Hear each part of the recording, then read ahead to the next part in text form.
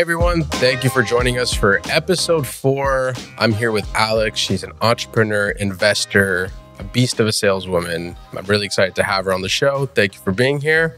Amazing. It's going to be our first show in Franglish. So it'll be a little bit of French, a little bit of English. So, yeah, this is really for the Montreal people and the people based in Quebec. Donc, merci d'être venu. Ça fait plaisir. On va commencer ça en français. Ça va être pas mal moi qui va faire le plus le Franglish. Fait que c'est parfait. Ça me rappelle mon parcours au secondaire. Là. Fait que, avec tous les tutorats en français, chaque midi, c'était...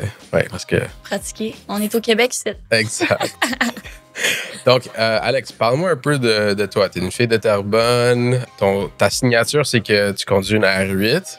Turquoise, c'est la bonne couleur, avec des shoes qui matchent, de ce que j'ai noté. Donc, ouais, parle-moi un peu de ton cheminement au début. Comme tu as dit, je viens de Terrebonne. J'ai grandi là-bas pratiquement toute ma vie. Puis, à un moment donné, c'est ça, j'ai commencé à être introduit à la vente. Puis, au début, je pense que n'importe qui, quand il grandit, cherche un peu c'est quoi ses aspirations, apprend à se connaître, il veut trouver c'est quoi sa vocation. Je pense que c'est quand même quelque chose qui est difficile à faire. Fait que c'est ça. Je sais pas. Non, ouais, pour une fille qui t'en vend, t'es quand même timide on camera. Quand même. C'est pas... ouais, T'avais quel âge quand t'as commencé à faire de la vente? J'ai toujours fait de la vente. Mais en fait, j'ai juste comme tout le temps voulu faire de l'argent. Fait que, genre, la seule façon que j'avais de faire de l'argent, tu sais, j'avais comme 13-14 ans, puis je vendais des fleurs en porte-à-porte, tu sais. Ouais. Fait que mes parents, tu sais, ils voulaient pas me donner de l'argent pour aller... T'avais pas comme un truc à la semaine, ils donnaient pas de l'argent. Si t'avais des bonnes notes, ils donnaient pas de l'argent. I wish. I wish. Mais non, rien de ça. Fait que, mais je trouve que c'est une bonne chose parce que ça a fait en sorte que j'ai dû trouver des façons d'arriver à mes fins parce que j'aime ça tout faire. J'aime ça avoir des possibilités. Fait que ça m'a poussé à trouver des solutions pour arriver à mes fins puis aller faire qu'est-ce que je voulais faire. Fait que, que ce soit, je veux dire, on s'entend quand t'as 13-14 ans, tu veux, genre, acheter un sac de chips et des bonbons, là, mais comme, aller au cinéma avec tes amis. Les motivations sont simples. Non, c'est ça, exact, c'est simple. Fait que, ça m'a forcé à trouver des façons de faire de l'argent. Fait que, ouais, j'ai tout le temps fait ça, en fait. Comment est-ce que t'as trouvé les fleurs? Ça, en fait, c'est les plantes que j'avais. C'était mon grand-père qui avait ça. Puis, c'est qu'à chaque année, c'est des dahlias. À chaque année, ils se dupliquent. Fait que t'en as 2, l'année d'après, t'en as 4. Après ça, t'en as 8, ainsi de suite. Puis, à un moment donné, tu sais, je veux dire, quand t'as 50 plantes, puis l'année d'après, t'en as comme 100, tu sais plus quoi faire avec. Fait que là, mon grand-père m'a dit, hey, tu sais, comme, je vais te faire des sacs. Puis, tu sais, va vendre ça en porte-à-porte. Fait que... Intéressant. Sans faire ça. Mais ça se vendait fucking bien. Ah ouais? Ouais, ça se vendait super bien. Combien d'argent, comme pour quelqu'un qui avait comme 13-14 ans? Je vendais ça comme à 5$ le sac. Okay. Et le monde, il trouvait ça nice d'acheter des fleurs. J'avais fait un petit manuel d'instruction. Je me souviens pas, je faisais peut-être 50$ par jour, mais tu sais. OK. C'est pas rien. Je parle de ça il y a 15 ans, c'était quand même bien, là. Oui. C'est quoi ton pitch? Je m'en souviens pas. Ah, je m'en souviens pas. Je me suis dit, mais c'est sûrement de la merde. Mais bon. Mais c'est cool, c'est cool. Est-ce que tu avais une relation proche? Est-ce que tu étais proche avec ton grand-père? Ouais, j'ai passé quand même une bonne partie de ma jeunesse là-bas. OK. Non, c'est dans le sang. Parce que lui, il vendait, même quand il était jeune, il vendait en porte-à-porte aussi des maximums, des chaudrons, des affaires de même. Avant, c'était comme plus populaire, là. Maintenant, c'est les moins, mais c'est ça.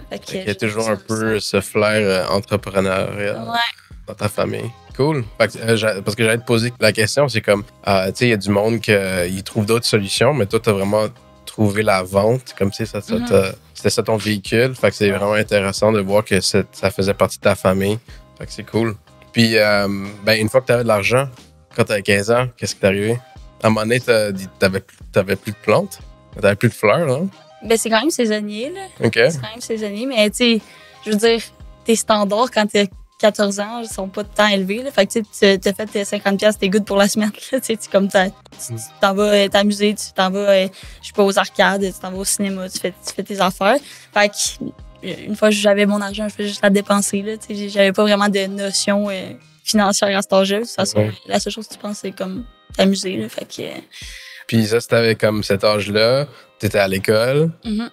Puis, à un moment donné, Est-ce que tu as fini tes études? Comment est-ce que ça... Non, vraiment pas. Vraiment pas. Moi, j'étais au cégep en droit. Fait que je voulais être avocate. Puis j'étais vraiment bonne à l'école. Je pétais des scores. J'ai fait genre 6 ans de cégep. Quelle perte de temps. Puis à un moment donné, j'étais dans mon cours de procédure civile. Puis j'étais comme... J'ai tellement pas envie de vivre leur vie à eux. Là.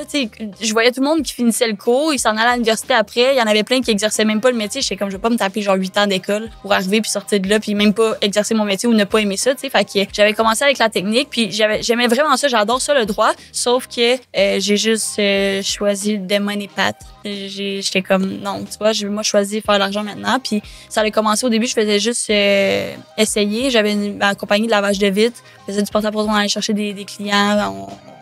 On a tout le temps essayé de trouver des façons de faire de l'argent, tu sais, puis... Tu te dis « on ». Ouais, j'étais avec ma meilleure amie dans le temps. Ouais. OK. Ma meilleure amie, on avait on voulait travailler ensemble, puis on avait trouvé une petite job, lavage de vitres. Puis on était comme, dans le fond, on peut acheter des squeegees puis faire ça nous-mêmes, tu sais, aller chercher nos clients. Fait que là, on avait commencé à faire ça, puis ça roulait, là. Le monde, il nous appelait, puis il était content de nous encourager, puis tout. Mais c'est ça. Puis à un moment donné, c'est ça, j'ai commencé. J'ai testé ça, le porte-à-porte. J'étais comme, OK, je peux faire 1000$ par jour. OK, let's go, je vais essayer. C'est quoi, je pars à faire ça. Je le fais déjà pour aller chercher des contrats de lavage de vitres ou je l'ai déjà fait plein de fois pour faire plein de choses. Fait que j'ai comme rendu là. Let's try it. Puis ça a bien turn out pour moi. Puis ça, c'était comme un truc d'été. T'as fait ça pendant longtemps. Le lavage de vitres? Ouais. Ouais, c'était pendant l'été, ouais. T'avais à quel âge? J'avais 18, 19. OK. Fait que genre 5 ans après. Ouais. Le truc des fleurs. Ouais. Fait que là, c'était comme rendu de la vitre. Puis t'avais 18 à 19 ans, 20 ans. Ensuite, t'as dit, l'école, c'est plus pour moi. C'était autour du même temps. J'ai lâché l'école, j'avais 21. Ouais, j'avais 21. OK. Puis c'est ça. Je me suis juste dit, comme, c'est quoi que je perds à essayer? Genre, l'école, elle va être là toute ma vie, puis le système, il va pas changer. Là, je peux y retourner dans 1 an si je veux à l'école, puis si jamais ça marche pas, mais ça vaut la peine d'essayer parce que si ça marche, je vais juste être à un autre endroit dans ma vie, puis j'ai à un moment donné que t'as comme burn the boat.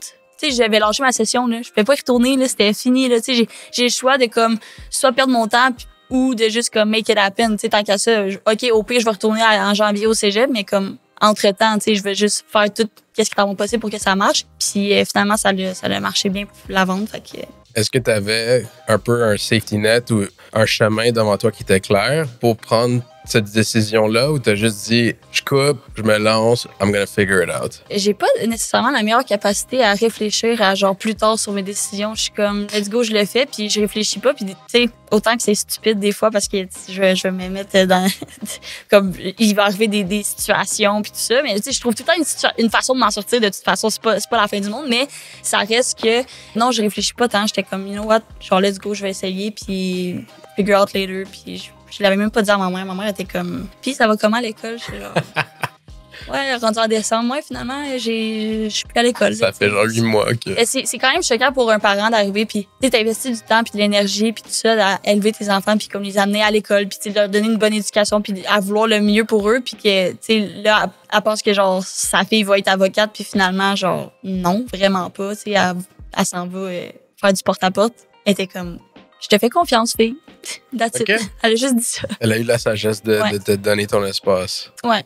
Elle m'a pas nécessairement encouragée à faire ça, mais elle m'a pas découragée de le faire. T'es comme, you know what, genre, t'as une tête sur les épaules, puis, tu sais. Des fois, la meilleure décision, c'est juste attendre. Ouais. Aujourd'hui, elle est contente, là. Ouais. Mais, tu sais, ça a pris du temps avant que ça marche, mais bon. Ouais. Shit takes time. Puis, elle t'a encouragé comme tu vivais à la maison durant ce temps-là? Ouais, dans ce temps-là, je vivais avec elle, puis tu sais, c'était dans les débuts, là, je commençais, puis je m'en souviens, là, je revenais chez nous, puis elle était comme, puis t'as-tu fait une vente? Puis pendant genre 2 mois de temps, j'étais comme non, puis elle était comme, tu sais, tu travailles beaucoup, puis ma mère, c'est pas la personne la plus maternelle ever, c'est quand même quelqu'un qui est froid, puis ça m'avait choqué un moment donné parce qu'elle était comme, genre, tu travailles beaucoup, tu devrais prendre un break. J'étais comme, non, maman, je suis comme, genre, I gotta prove me que genre je suis capable de le faire. Puis j'étais dans une industrie de gars. Fait que j'avais pas...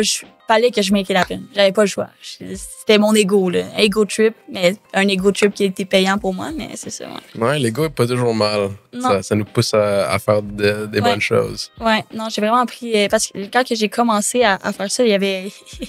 j'avais été comme faire l'entrevue, puis dans ce temps-là, Louis était comme encore une autre fille, nanana, puis il trash talk, j'étais comme quoi? Genre, je vais péter tes scores, je m'en fous, je vais être meilleure que tout le monde, puis genre, va chier. Puis quand j'ai commencé, j'étais comme fuck, I gotta walk the talk, là, maintenant, j'ai pas le choix. Puis il y en a des moments où j'étais comme, genre, je vais-tu voir le bout un moment donné, mais il fallait que je prouve qu'une fille était capable de make it là-dedans. Puis dans ce temps-là, il y avait mon ancien copain que j'ai fini par être avec. Puis il dit non, moi, je sais que les filles, ça peut être bon. Puis il m'a encouragé, puis il m'a formé. Puis genre, ça l'a fait en sorte que j'ai pu performer là-dedans. Mais c'est le fun de voir que même dans un environnement de gars, dans une industrie où il n'y a pas de filles, on est capable de make it happen pareil. That's cool. Puis t'as eu du support quand même. C'était pas tout négatif. Ouais, non, j'ai eu du support. Est-ce que t'as des ennemis aussi? Ben, c'est sûr que, tu sais, à un moment donné, quand tu arrives, t'es sur un projet puis que ça marche bien, tu essaies d'amener tous tes amis là-dedans pour, comme, les aider. Fait que j'ai essayé de les amener. Il y en a une couple qui sont venus, qui sont partis, tu sais, chacun sa tasse de thé, mais non, tu sais, tout le monde était comme, what the fuck, tu lâches l'école en droit pour aller, genre, faire du porte-à-porte, et tu folle. Des fois, je pense que t'as pas nécessairement besoin de justifier tes décisions ou de, si toi, tu sais où est-ce que tu t'en vas puis tu vois l'opportunité puis tu crois en toi, comme, tu sais, tu vas arriver à ta destination. Puis les gens ont pas besoin de comprendre tout qu'est-ce que tu fais puis pourquoi tu le fais. Puis tu sais aujourd'hui tout le monde dans mon entourage sont comme finalement tu sais ça a marché puis ils sont comme qu'est-ce que tu as fait pour te rendre là puis tu sais le monde ils vont poser des questions puis je suis comme tu sais juste continuer là. Ouais. Toutes les places où le monde vont quit, juste continuer de faire ça puis je pense pour la plupart des gens c'est tout le temps comme ça là. Ouais, ton overnight success il a commencé quand t'avais 13 ans avec ton grand-père basically. Ouais, I guess so. Ouais, à vendre des fleurs. Ouais, à vendre des fleurs. Est-ce que t'es encore en vie? Oui. Est-ce que vous avez une bonne relation? Mais oui, mais oui. C'est genre une de mes humains préférés. Là. Ouais, je peux imaginer. Ouais. Fait que là, c'est quoi l'industrie? Tu dis, je me suis lancé dans ça, mais c'est quoi ça? On vendait des systèmes de chauffage en porte-à-porte. Ouais. OK. Ouais, c'est une industrie qui construit des soldats. Ah ouais? Ouais. C'est pas facile, mais c'est simple. Est-ce que c'est comme ça que tu le vois? Hein? Est-ce que c'est comme ça que tu le vois? Comme un soldat? Comme une guerrière? Je me vois pas comme une guerrière. J'ai jamais réfléchi à ça, mais je sais pas. C'est une bonne question. Comment est-ce que tu te perçois? Ben, je me perçois comme quelqu'un qui est indépendante, évidemment. Je suis indépendante, je sais où est-ce que je m'en vais, je suis ambitieuse. J'ai ce besoin-là de comme avoir le contrôle sur ma vie et sur mes choses. Ouais. Je suis quelqu'un qui est driven naturellement. Fait que, c'est une bonne question. Je pense que c'est une question qui est très large. Oui. Qui peut être portée à gros développement, mais... Donc, est-ce que tu te rappelles de ton pitch? De pitch de quoi? Du système de chauffage. Ah ben oui, 1000%. Là. Ça, c'est imprégné dans mon cœur forever. Non, c'est comme la bicyclette, ça se perd pas. Oui. Est-ce qu'il y avait comme une formule ou... Ben, moi, quand j'ai commencé, il n'y avait pas de formule, il n'y avait rien. Tu sais, on était juste genre... C'est juste allez-y. Ouais, littéralement, là. Il n'y avait pas de formation, vraiment. Il n'y avait pas rien. Il n'y avait pas de structure. Il n'y avait pas de pitch. Puis, tu sais, c'est ça qui a rendu ça vraiment difficile. Puis, à un certain temps, tu sais, le roulement de gens qui viennent dans ce genre de business-là est vraiment gros. Puis, il fallait qu'on soit capable de mettre une structure en place pour regarder ces gens-là puis simplifier la chose parce que c'est sur 10 personnes qui vont arriver, qui vont rentrer, il y en a juste comme une qui va make it. Il y en a une qui va rester, tout le reste, ils vont quit. Mais l'opportunité est bonne. C'est à tous les niveaux, genre personnellement, psychologiquement, financièrement.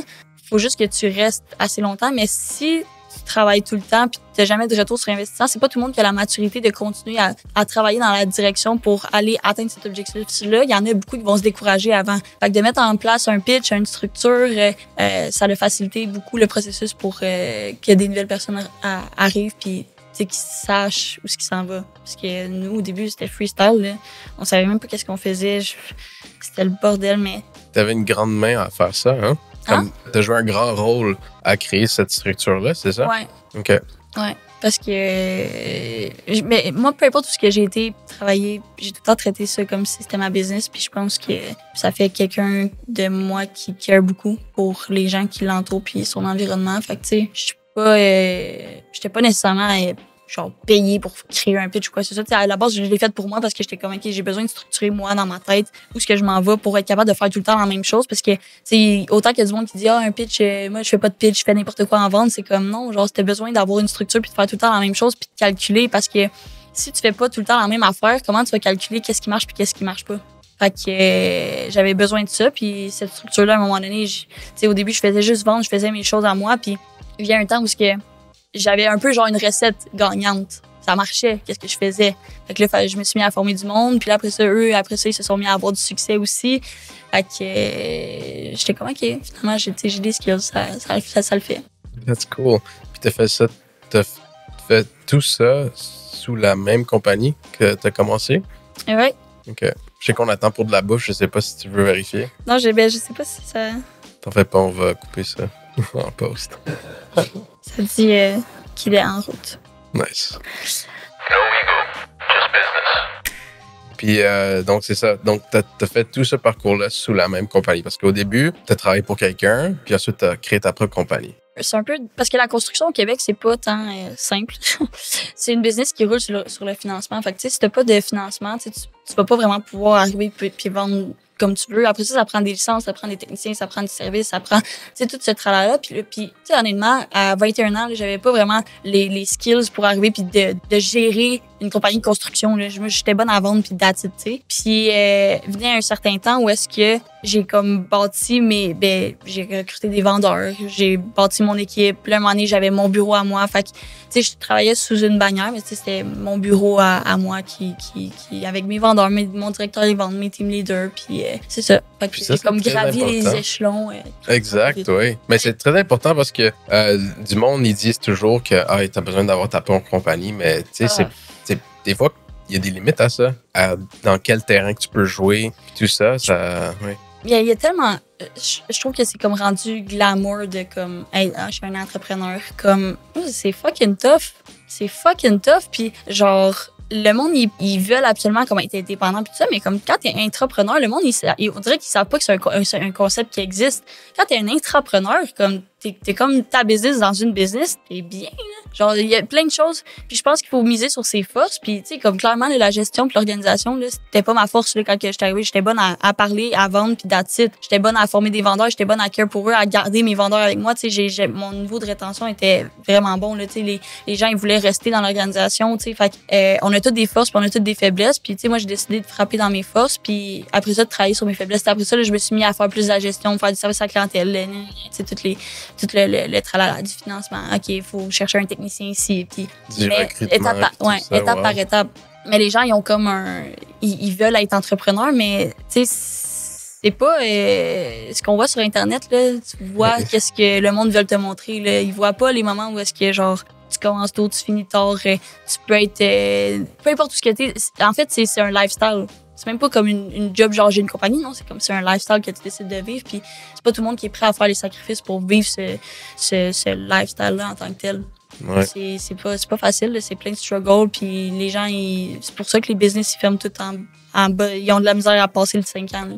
Quand t'as passé le 5 ans, t'es good.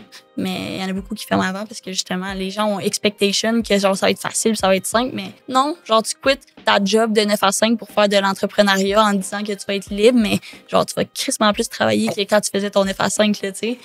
Fait que, ouais, ça c'est drôle parce que c'est comme une question philosophique à ce point-là. C'est comme tout et rien, c'est la même chose. Fait que quand tu deviens entrepreneur, tu fais juste travailler tout le temps et donc tu es libre. Donc c'est un peu comme ça que je la vois. Ouais. Parce que c'est comme.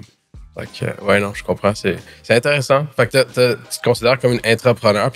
Mais tu as eu ton exit. Donc, ouais. Donc, tu as vendu ta compagnie. Explique-moi un peu comment ça s'est déroulé, ça. Ben, en gros, c'est qu'eux, ils voulaient ils voulaient franchiser ça. Puis, pour des raisons, toutes sortes de raisons, moi, ça moi, je voulais pas. Fait que, puis j'avais aussi mon ancien partner qui voulait grandir là-dedans aussi, puis il avait besoin d'espace, puis j'étais comme, you know what, tu sais, je te donne ma place. Buy me out. Ouais, c'est ça, exact. Fait que j'ai vendu mon bureau à lui, puis tu sais, ça roule super bien encore aujourd'hui, puis il est super bon à faire qu'est-ce qu'il fait. Fait que, tu sais, pour vrai, c'est une excellente école. Une excellente école. N'importe qui, pour vrai, si t'es capable de make it dans le porte-à-porte, t'es capable de faire n'importe quoi dans la vie. N'importe quoi. Fait que c'est une bonne école, autant à tous les niveaux, mentalement, psychologiquement, mindset, financièrement, tout. Si t'es capable de sortir de ça, puis de sortir gagnant, t'as tous les outils que ça te prend après pour être capable d'avoir une business ou d'aller chercher les résultats que tu veux. Donc, est-ce que tu as acheté la R8 avant ou après ce moment? Ah, ça fait presque 2 ans que je l'ai, la R8. OK. Non, ça fait un bout, là. Conte-moi un peu, c'était comment la décision de l'acheter. J'imagine que c'était très impulsif. Ouais. Non, mais pour elle, la vérité, c'est le grand-père à ma meilleure amie, quand on était jeunes, il y en avait une. Puis ça... Je la trouvais tellement nice. J'étais comme, je veux ça dans ma vie un jour. Puis c'est ça, c'était comme mon autodrive. Je voulais ça. C'était plus un milestone, plus comme un truc pour toi. Juste ouais. Ouais. J'ai tout le temps aimé ça, les autos. Là, avant, j'avais une Civic, puis elle était montée, puis tout ça. Vieille vidange. Je look back, puis je suis comme, oh my God, qu'est-ce que je faisais? J'ai tellement broke. En plus, là, j'arrive, puis genre, je coupe la suspension pour mettre ça. Ouais. Mais ouais. Fait que là, t'as acheté la R8, puis tout ça. Ouais. Puis, est-ce que, compte-moi, parce que, tu sais, l'audience ici, c'est des entrepreneurs. Il y en a certains qui sont déjà à un niveau, il y en a certains qui commencent. Mais c'est comment avoir une supercar? C'est le fun. T'sais, pour vrai, moi, je vis quasiment dans mon auto, là, dans le sens où ce qui est genre, je travaille tout le temps sur la route, je suis tout le temps à gauche, à droite. Fait que je trouve que c'est important. Pour moi, c'est important de comme être bien dans mon auto. Mais tu sais, il n'y a pas un moment où ce que genre j'arrive dans mon garage puis Il est là. Ouais. C'est correct. On va reprendre ça. Donc, on était à la question de la R8. Donc, est-ce que ça change un peu ta vie, avoir cette auto-là? Juste. Il n'y a pas une fois où que genre j'arrive, j'embarque dans mon auto puis je suis comme, est-ce que c'est de la merde, tu sais? Ah ouais? J'aime ça, là. Genre, je la pars puis j'entends le bruit, je suis comme, OK, c'est nice, tu sais. J'ai tout le temps aimé ça, genre, les autos, la vitesse. T'as jamais pensé, OK, je suis dû pour une Corolla là, en ce moment. Genre à la Steve Jobs, je vais. Non, mais tu vois, maintenant, j'y pense, je suis comme tannée, genre. Mais comme n'importe quoi, moi, dans la vie, n'importe quoi, j'abuse. J'abuse tout le temps. Tout le temps. Que ce soit, genre, un resto, je vais aller tout le temps à la même place jusqu'à temps que je me tente. Après ça, j'ai un de mes amis, il y a un resto de burgers, justement. Je vais y aller, là, je vais abuser, je vais y aller 2 fois par semaine pendant 1 mois de temps. Après ça, je vais pas y aller pendant 3 mois, puis j'abuse. Un moment donné, les escape rooms, tout le monde était comme, tu nous fous de patience avec tes escape rooms. J'en faisais 2 par semaine pendant 1 mois de temps, genre intense. Fait que, tu sais, j'aime ça, le tour. Je sais pas où je m'en allais avec ça, mais grosso modo. Tu recommandes? Ouais, je recommande. Mais moi, j'aime ça, tu sais. Mais là, maintenant, tu vois, je commence à être tannée. Les routes, Ouais, c'est pas super. Mais est-ce que ça t'ouvre des portes? Je suis curieux. Parce que, tu sais, nous, on s'est rencontrés à un car meet, je pense. Et, tu sais, ton auto était présente. T'avais un beau... Les couleurs, ça matchait. C'était très esthétique. C'est beau pour l'Instagram. Mais est-ce que ça t'ouvre des portes? Je suis curieux. Je dirais que oui. Malheureusement, on vit dans une triste réalité où les gens se fient beaucoup aux apparences. Parce que je me souviens, tu sais, quand j'ai commencé à faire du porte-à-porte, je faisais 4-5 000 par semaine. Là. Je roulais dans une masse de 3, puis j'étais bien. Tu comprends? Je mettais du cash de côté, j'étais good. Puis quand j'essayais d'engager, mettons, des vendeurs, ils me prenaient pas au sérieux. Ils étaient comme porte-à-porte, puis ils riaient de ma gueule. Puis là, à un moment donné, tu sais, je veux dire, ça a tout le temps été comme quelque chose que j'aimais, moi, ça, les autos. Fait que, tu sais, j'avais changé pour une Maserati. Puis là, le monde était comme, ah ouais, Maserati, ça va bien tes affaires. Puis là, le monde commençait à être intéressé à faire qu'est-ce que je fais. Puis j'étais comme, à quel point le monde sera full of shit, genre. Dans le sens où le monde se fait tellement aux apparences, tu pourrais arriver, faire des millions, puis rouler dans une Corolla. Puis le monde, ils te prennent pas au sérieux. Mais ça, mettons, t'arrives, puis t'es rempli de dettes, ta vie, c'est de la merde, puis comme, y a rien de bon qui marche, mais t'es dans un Urus, le monde te prenne au sérieux. Comme, mais peut-être que la personne, c'est un nobody, puis genre, il fait rien de sérieux, puis genre, il y a rien de bon, là. Peut-être que ça peut être même un crosseur, peut-être que t'as aucune idée, là. Fait que, est-ce que ça l'ouvre des portes? Oui. Est-ce que c'est tout le temps les bonnes portes? Non.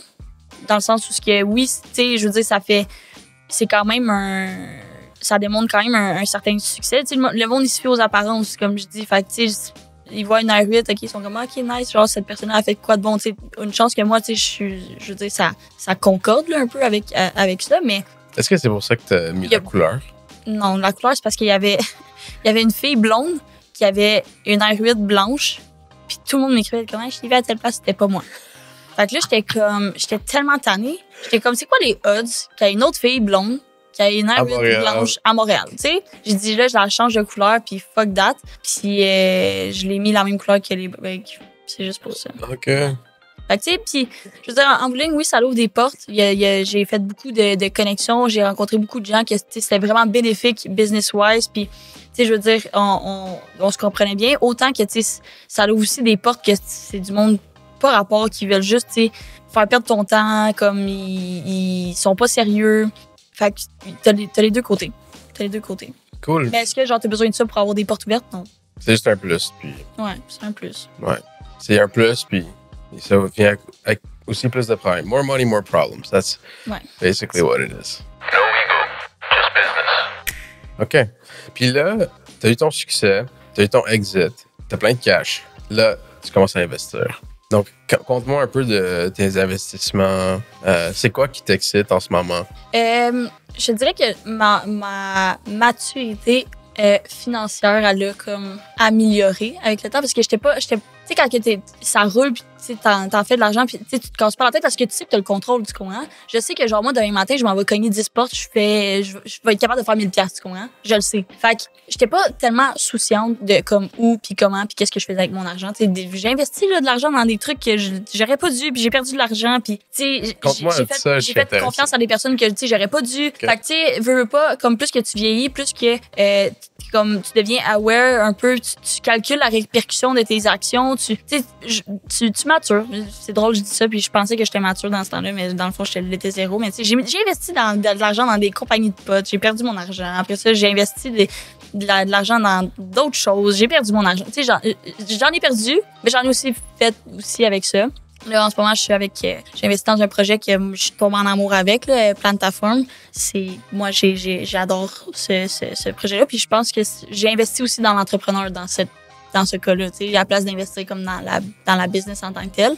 Fait que quand j'ai investi, il y avait rien, là, c'était une idée, littéralement. Puis l'entrepreneur qui est derrière ça, Alberto, tu sais, c'est un amour, là, comme il sait où ce qui s'en va, ça marche super bien ces choses. Puis l'idée du projet derrière ça est juste incroyable. Le fait d'avoir un jardin intérieur que tu peux avoir qui réduit le waste, le food waste, qui grandit plus rapidement tes plantes, l'épicerie avec l'épicerie qui coûte de plus en plus cher. J'ai juste trouvé ça que c'était bon. Cool. Est-ce que... OK. C'est intéressant que ça soit dans les plantes. T'sais, c'est un peu comme un retour aux origines avec ton grand-père puis les fleurs. Je sais pas si t'as déjà fait ce lien-là, mais... Non, j'avais pas fait le lien. Avec ce que tu me contes. Puis comment est-ce que tu l'as rencontré, Alberto? À travers un ami en commun.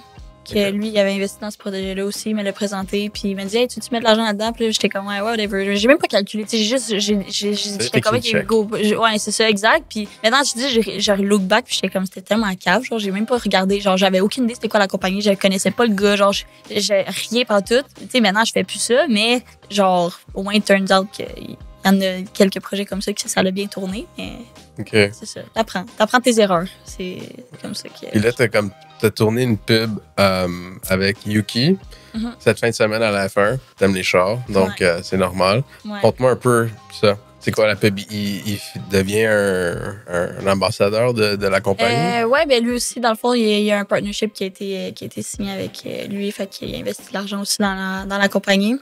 Puis Alberto, il vient de Gatineau. Fait que là, tu sais, la F1, c'était à Montréal. Il cherchait une place pour faire tourner un commercial. C'était la deuxième fois qu'il venait chez nous pour ça. Au début, c'était juste pour faire une vidéo qui démontrait le produit, si je me trompe pas.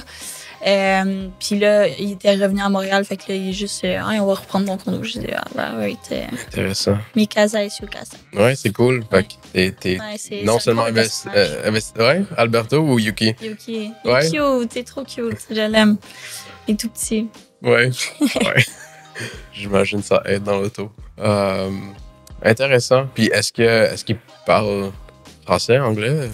La première fois que je l'ai vu, il parlait pas tant, il parlait pas français, il parlait pas tant anglais, là. C'était dur d'avoir une discussion. Mais là, maintenant, tu vois, son anglais, ça s'est vraiment amélioré, là. Tu peux avoir une discussion avec. Il est vraiment terre à terre comme personne. C'est fou. Puis, tu sais, j'ai eu l'opportunité d'aller dans le paddock, mais comme, tu sais, t'as le club paddock où est-ce que, tu sais, le monde va payer, je sais pas, genre 20-30 000 pour les 3 jours pour être là. Puis moi, j'étais comme avec les tentes, avec les pilotes, puis tout ça. Fait que là, j'étais comme, shit, moi, je suis avec genre, tu sais, je suis assis à côté du gars qui est en train de faire la mécanique de casque. Genre, puis là, il dit, ouais, ça fait 25 ans que je suis là-dedans. Puis, tu sais, on le voit pas vraiment vu qu'on regarde ça à la télé, mais les standards de la Formule 1, puis comment que genre c'est géré, c'est fou. Là, comme il y a pas personne qui a le droit à l'erreur. Personne. Tellement d'argent qui est investi. T'sais, comme tout coûte cher. Là. Tu prends le volant, t'es comme, OK, genre, ça, c'est comme un volant sûrement à 100 000. Genre, un casque, c'est 10 000 $. Fait que t'es comme, OK, genre, c'est une business qui demande énormément d'argent. Moi, j'étais comme, comment que tu fais pour end up là-dedans? C'est comme, c'est du quoi, tu conduis un go-kart? Parce que moi, dans une autre vie, soit, genre, je suis un pro snowboarder ou soit, genre, je suis un pilote de F1. Genre, si j'avais pu, là, j'aurais fait ça. Puis, le monsieur, il dit, ça coûte fucking cher, là. Genre, juste une saison dans le fond de Formule 1, ça va te coûter 10 millions, là. Fait que, il dit, il y en a sûrement des meilleurs pilotes out there. C'est juste qu'il y a pas personne qui va avoir le 10 millions pour, comme, rentrer dans la Formule 1. Fait que c'est ceux qui ont les moyens. Fait que j'étais comme, shit, c'est fou, là. 10 millions pour une saison. C'est malade, là. Puis t'étais comme dans une place que tu peux pas vraiment acheter. Ouais. Right? Non, c'est ça, tu peux pas, faut que tu sois invité. Je sais pas trop comment ça marche, mais en tout cas, moi, je comprenais pas, là, tu sais, mais moi, je connaissais pas personne. Genre, j'écoute pas tant ça, la Formule 1, puis, tu sais, je connais les noms, mais, tu sais, mettons, je vais voir Hamilton, je vais le reconnaître, là, tu sais. Mais, tu voyais les pilotes, ils se promenaient, puis, genre, comme si rien n'était, là. C'est nice. C'est vraiment une belle expérience. Voir toute l'équipe qu'il y a derrière. On est allé dans les garages aussi, là. J'ai écouté j'allais dire le match, là, mais j'écoutais la course avec les écouteurs, puis on entendait, genre, le staff parler aux pilotes dans les écouteurs. Puis là, tu vois, le toit, elle arrive, il enlève les pneus. C'est comme c'est tellement la rapidité d'exécution de toutes les opérations, tout est coordonné. C'est malade mental, là. No ego, just business. Ben, c'est vraiment un moment à célébrer dans ta carrière. Je trouve que t'as quand même une belle curiosité avec tout ce qui se passe, avec tout le succès que t'as eu, surtout, puis d'être là. Puis t'étais là toute seule avec l'équipe? Avec Alberto, hein. Alberto, cool. C'est cool. Nice. Ouais, je me considère chanceuse qu'il ait décidé de choisir moi pour y aller, là. Je veux dire, Ouais. il aurait pu prendre n'importe qui, là, tu sais. Ouais. Donc, ouais, le show, c'est vraiment juste no ego, just business. Je trouve que c'est vraiment ça que tu nous as donné aujourd'hui. Est-ce que tu as un dernier message à donner à l'audience? Surtout aux filles. Je trouve que je suis vraiment content que tu sois venu parce que j'avais peur que la saison allait juste être des gars. Puis c'est cool d'avoir des gars, mais demain aussi, on a une autre dame qui va nous rejoindre. Donc, je suis vraiment content de ça. Puis, je pense que la F1, il n'y a pas de division. Hein? Ça peut être des gars, ça peut être des filles. Il n'y a pas de... J'ai aucune idée. Ouais, c'est bien correct. Aucune idée. Mais non, c'est ça. Non, je suis contente, moi. Tu sais, pour vrai, moi, j'encourage vraiment les gens à se lancer là-dedans. Puis, tu sais, c'est pas fait pour tout le monde. Tout le monde a envie de ça, mais c'est pas fait pour tout le monde, l'entrepreneuriat. Puis, tu sais, j'aime le nom du podcast parce que c'est vrai, tu peux pas te lancer là-dedans puis être rempli d'ego. Parce que ça va frapper un mur. Ouais. À 1000 %. Il y a tout le temps quelqu'un alentour qui va avoir fait les mêmes erreurs que toi ou qui va passer à travers le même chemin que toi que tu peux apprendre de. Puis, si tu es capable de prendre avantage de ces connaissances-là que les gens sont capables de te donner en mettant ton ego de côté, ben tu vas tellement sauver de temps en bout de ligne, puis d'énergie, puis de casse-tête, puis de juste prendre un feedback, des conseils d'autres personnes qui font la même chose. Fait que non, j'aime bien le nom de votre podcast. Merci. C'est ça. Très apprécié. That's it. Thank you. On the next one. No ego, just business.